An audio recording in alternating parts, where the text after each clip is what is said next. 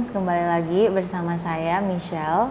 Nah, jadi untuk episode kedua hari ini kita akan membahas mengenai penelitian bertopik Determination of Epileptic Focus Site in Mesial Temporal Lobe Epilepsy using Long-Term Non-Invasive FNIRS atau EEG Monitoring for Pre-Surgical Evaluation yang dipublikasikan oleh Dr. Edmi. Selamat pagi, Dok. Ya, selamat pagi. Susah ya nyebut judulnya. Ya udah nggak apa-apa. Dokter boleh jelasin sedikit mengenai topik ini nggak? Secara luas aja deh, singkat. Secara luas. Semua durasi saya ambil ya. Jadi gini, dari judulnya, topik utama kita itu hendak mengetahui di mana sebetulnya sumber kejang pada pasien-pasien pengidap epilepsi yang tidak bisa lagi ditangani dengan obat-obatan.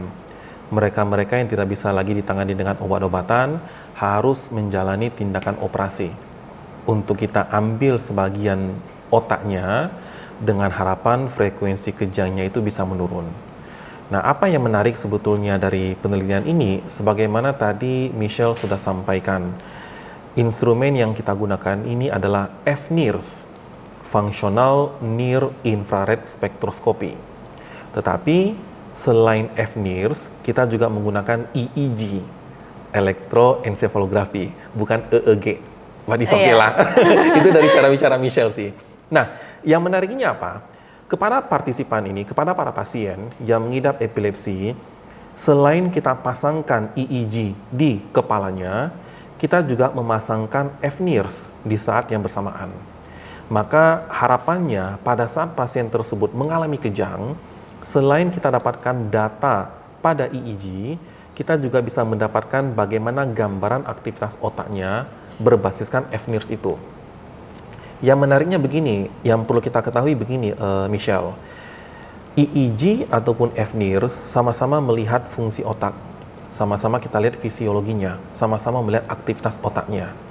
Tetapi jika EEG itu melihat aktivitas otak itu secara direct, melalui gelombang-gelombang yang terekam di elektroencephalogram, kalau FNIRS kita melihat aktivitas otaknya itu secara indirect, melalui bagaimana peningkatan oksihemoglobinnya pada saat terjadi aktivasi atau saat terjadinya kejang.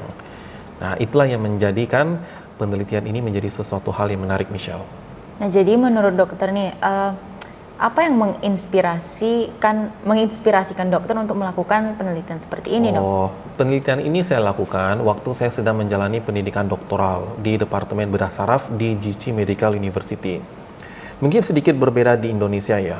Kalau di Indonesia yang saya dengar, yang saya coba bimbing para mahasiswa di sini adalah para mahasiswa itu diharuskan memiliki topik penelitian sebelum ia menjalani perkuliahan. Topik penelitian yang dia ajukan itu apakah akan di-approve oleh si pembimbingnya atau tidak. Tetapi kalau di Jepang sana, yang namanya mahasiswa doktoral, kandidat doktor, berdasarkan pengalaman saya, melakukan penelitian berdasarkan arahan si pembimbingnya, arahan profesornya, arahan kepala departemennya. Kepala departemen memiliki penelitian, itulah yang ia ajarkan kepada kita. Jadi kalau Michelle bertanya apa inspirasi, lebih tepatnya saya memang diharuskan oleh profesor saya untuk melakukan penelitian seperti ini. Tetapi kalau Michelle bertanya apa yang menginspirasi saya untuk menjalani bedah saraf, itu mungkin cerita berbeda. Iya. Gara-gara kayaknya keren ya. Itu sedikit satu hal. Tetapi saya betul-betul menyukai terkait otak dan perilaku manusia. Dan di antara berbagai macam pilihan yang mendekati, entah itu neurologi, psikiatri, saya entah kenapa hati saya lebih terdorong untuk masuk ke bedah saraf. Nah, itulah kira-kira ceritanya. Nah, jadi untuk topik penelitian ini kan agak rumit ya sepertinya. Dibutuhkan berapa lama ya, Dok, untuk melakukan penelitian? Penelitian ini ya, Michelle ya, sebetulnya sudah menjadi tugas saya sejak pertama sekali mengikuti perkuliahan dari tahun 2010. Tapi Michelle bisa melihat publikasinya di tahun 2015. Artinya ada jeda waktu kira-kira 4 tahun mulai dari masa saya kuliah pertama sekali hingga muncul publikasinya. Berdasarkan apa yang saya jalani, penelitian saya itu betul-betul dimulai dari tahun kedua saya kuliah. Jadi di tahun pertama dan tahun kedua saya betul-betul belajar ilmu basic, lalu mengikuti kegiatan-kegiatan klinis residensi di sana, dan mulai di tahun kedua, tiga fokus, terutama dari tahun kedua akhir lah, mau masuk tahun ketiga, baru mulai fokus melakukan penelitian. Yang menjadi masalahnya adalah, kalau Michelle lihat, dan kalau nanti rekan-rekan pembaca juga jika berkenan membaca publikasinya, penelitian ini kita lakukan betul-betul kepada pasien yang mengidap epilepsi. Tepatnya, mesial temporal lobe epilepsi, di mana sumber kejangnya itu berasal dari lobus temporal sebelah kiri dan kanan di sisi dalamnya. Mencari pasien itu tidak mudah, pertama. Lalu yang kedua, pada penelitian ini, kejang yang muncul kepada partisipan itu tidak boleh kita stimulasi. Entah itu diberikan cahaya, diberikan suara, itu tidak boleh. Munculnya kejang betul-betul bersifat natural. Masalahnya adalah, kita tidak tahu kapan kejang itu muncul.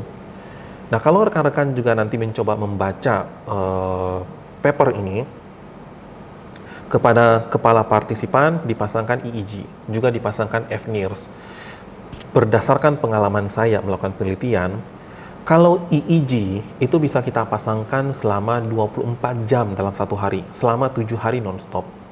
Tetapi waktu kita pasangkan Optoda fNIRS di kepala partisipan, ternyata maksimal mereka hanya bisa bertahan 8 jam dalam satu hari. Lebih dari itu kepala mereka kesakitan. Kita kalau melakukan penelitian tidak boleh menyakiti partisipan, tidak boleh menyakiti sampel atau pasien atau siapapun. Mereka menyatakan tidak nyaman, kita harus stop. Pernah ada satu kejadian begini, Michelle. Partisipan itu sudah kita pasang selama 6 jam. Lalu pasien itu berkata kepada saya, "Dok, saya udah kesakitan, boleh dilepas saja nggak?" Nggak mungkin kita paksa. Udah kita lepas. Ternyata begitu dilepas, 30 menit kemudian kejang muncul. Data nggak bisa saya dapat. Jadi betul-betul yang menjadi penyulit dalam penelitian ini adalah mendapatkan data yang betul-betul bersih.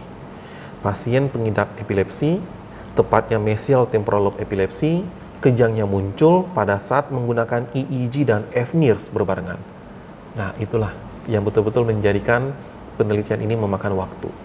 Pas dokter melakukan penelitian ini, apakah ada yang membantu atau kayak dokter ada terima bantuan nggak dari? Oh, begini Michelle, yang namanya penelitian itu kan tidak mungkin rasanya kita lakukan seorang diri. Kita butuh yang namanya tim. Saya sebagai kandidat doktor waktu itu, saya punya pembimbing. Ada 3 orang yang membimbing saya. Ada Profesor Eiji Watanabe, ada Associate Profesor Keiji Oguro, dan ada satu asisten profesor Yokota Hidenori namanya. Mereka bertiga inilah yang bergerak di bidang functional neurosurgery, khususnya tentang epilepsi. Mereka yang bimbing saya. Dan dalam melakukan penelitian ini, tahapnya sangat banyak. Mulai tahap rekrutmen pasien, itu dokter-dokter di Jepang lah yang membantu. Tapi pada saat pasien itu pindah ke Bangsal, saya bertugas memasangkan EEG ataupun memasangkan fNIRS, lakukan perekaman. Setelah perekaman selesai, betul saya yang mengolah data, tapi betul-betul menghitung secara detail, yang nama kata orang data science segala macamnya itu memang ada partner di Jepang sana, dari Center Advanced Medical Technology kalau saya tidak salah ya. Di sana ada para engineer-engineer yang paham MATLAB, pengolahan data segala macam, mereka lah yang bantu. Untuk partner ini, yang dimaksud partner itu yang bekerja sama untuk melakukan penelitian ini. Gitu. Betul, bukan partner hidup bersama ya. Oh, jadi boleh gitu ya, dong. partnernya siapa? Bukan, partner yang dimaksud di sini adalah mitra riset. Itu maksudnya. So selama ini saya pikir penelitian itu harus individual. Kebanyakan orang berpikir seperti itu, Michelle, dan itu yang menurut saya pribadi sebuah kesalahan. Yang namanya penelitian mungkin memang bisa dilakukan sendiri. Penelitian dilakukan sendiri bisa cepat selesai. Tapi penelitian yang dilakukan sendiri tidak pernah bisa berjalan jauh. Yang namanya penelitian itu kan sesungguhnya kita punya roadmap ya, Michelle ya. Ada peta jalan. Peta jalan itu tidak pernah berlangsung yang namanya 1 atau 2 bulan. Peta jalan itu ada yang namanya 2 tahun, 3 tahun, 5 tahun, 10 tahun ada. Jangka panjang. Tidak mungkin itu dilakukan oleh individu. harus berbentuk tim. Nah, itulah yang kami lakukan, Michelle. Memang betul-betul bekerja sebagai tim. Sepertinya menarik sekali ya penelitian ini.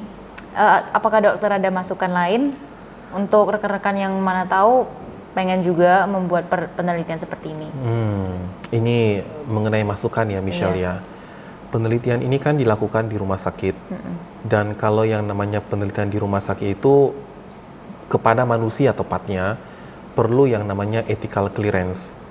Nah, untuk mendapatkan ethical clearance itu, rekan-rekan di UNPRI misalnya hendak melakukan penelitian, sering-seringlah konsultasi dengan pembimbing, sering-seringlah diskusi dengan mitra, agar apa yang kita lakukan itu betul-betul presisi.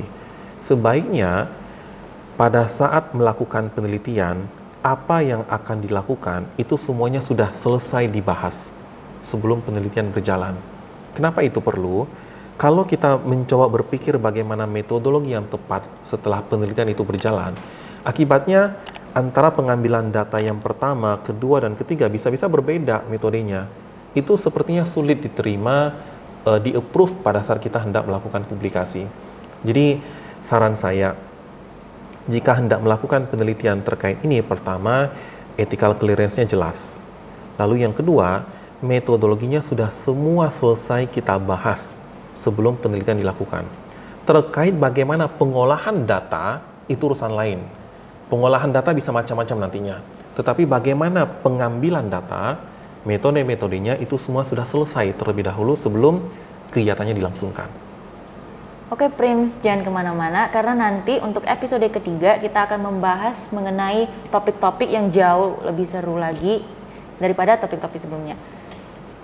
Terima kasih ya dok atas waktunya. Oke. Sampai jumpa dok Sampai episode jumpa. 3. Oke. Sampai jumpa Michelle. Oke.